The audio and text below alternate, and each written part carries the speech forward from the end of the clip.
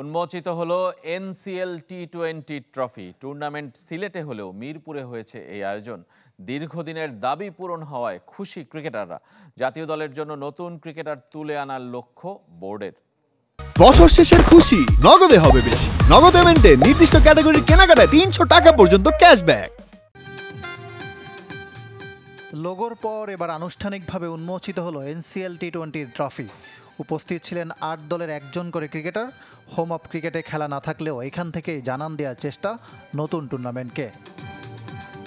রূপালী কাঠামোয় সোনালির ছোঁয়া, চারদিকে ৮টি তারা ৮ দলের প্রতিনিধিত্বের কথা বলছে। দু হ্যান্ডেলে ৮টি বাহুর প্রতিচ্ছবি।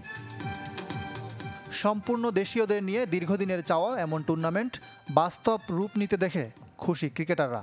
এই মঞ্চ কাজে লাগিয়ে ব্যক্তিগত লক্ষ্যের কথাও জানান তারা।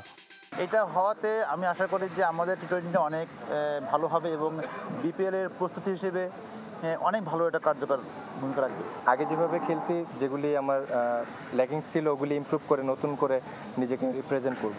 আমরা যারা টি-20 ওরকম খেলতে পারি না বা খেলার সুযোগ পাই না, তাদের জন্য এটা খুব ভালো একটা সুযোগ নিজেকে প্রস্তুত করার জন্য, বিপিএলের জন্য। লাল বল ছিল, এখন সাদা বলে নিজেকে প্রিপেয়ার করছি।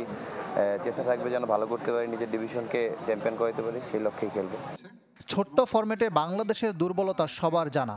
বিসিবি চায় এখান থেকে নতুন ক্রিকেটার তুলে আনতে।